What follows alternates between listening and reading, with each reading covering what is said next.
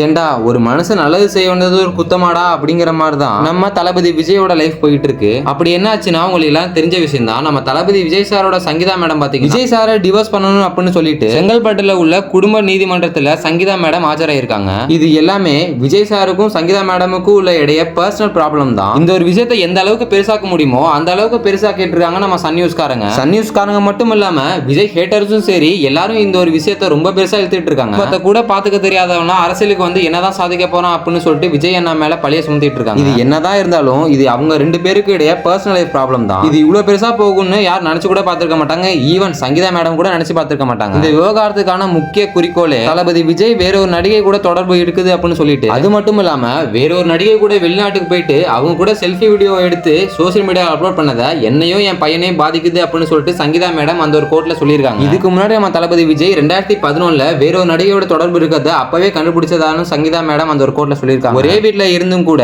நம்ம சங்கீதா மேடமும் விஜய் சாரும் தனித்தனியா வாழ்றதா அப்படின்னு அந்த சங்கீதா மேடம் அந்த ஒரு கோர்ட்ல சொல்லியிருக்காங்க. இது எல்லாமே நியூஸ்ல இருந்து கிடைச்ச செய்தியை தான் நான் உங்ககிட்ட ஷேர் பண்றேன். ஆனா இது எல்லாமே உண்மையா இல்ல பொய்யா, இதை வச்சு அரசியல் பண்றாங்களா அப்படிங்கறதுலாம் எனக்கு தெரியாது. இது உண்மையா பொய்யா அப்படிங்கிறது முக்கியமா நம்ம தளபதி விஜய் சாருக்கும் சங்கீதா மேடமும் மட்டும் தான் தெரியும். ஆனா ஒண்ணு மட்டும் இதுல இருந்து தெரியுது, ஒருத்தவங்க பர்சனல் லைஃபை வச்சு அரசியல் எப்படி பண்ணலாம் அப்படிங்கறத இந்த 2027 தான் நான் தெரிஞ்சுக்கிட்டேன். இன்னும் இந்த மனுஷனை எந்த அளவுக்கு பாடுபடுத்துவாங்கன்னு எனக்கு தெரியல. ஏன்னா ஆல்ரெடி கரூர் சம்பவத்துல ஒண்ணு இருக்கு, சிபிஐ விசாரணையில ஒண்ணு இருக்கு, ஜனநாயகன் படம் ரிலீஸ் ஆகாத ஒரு குறையா இருக்கு. இப்ப இது வேற டைவர்ஸ் கேஸ்னு போயிட்டு இழுத்து அடிச்சிட்டு இருக்காங்க. ஆனா ஒண்ணு மட்டும் சொல்ல விரும்புறேன், இத்தனை பிரச்சனைக்கிடையும் நம்ம தளபதி விஜய் 2026 சிஎம் ஆயிட்டார் அப்படின்னா அதோட ஒரு பெரிய வெற்றி எதுவுமே இல்ல. சில பேர் என்ன சொல்றாங்கன்னா இது எல்லாத்துக்குமே காரணம் டிஎம்கே தான் ப்ரோ அப்படின்னு சொல்லிட்டு இருக்காங்க. எனக்கு தெரிஞ்சு அதெல்லாம் இருக்கான்னு தான் நினைக்கிறேன். இந்த அளவுக்கு ஒரு கேவலமான வேலையை டிஎம்கே செய்யாதுன்னு நான் நினைக்கிறேன். இதுக்கு பின்னாடி என்ன இருக்கும் அப்படின்னு சொல்லிட்டு நீங்க என்ன நினைக்கிறீங்க மறக்காம கீழே கமெண்ட் பண்ணிட்டு நம்ம சேனலை மறக்காம சப்ஸ்கிரைப் பண்ணி வச்சுக்கோங்க. 2026 யார் ஜெயிக்க போறாங்கிறதையும் மறக்காம கீழே கமெண்ட் பண்ணுங்க.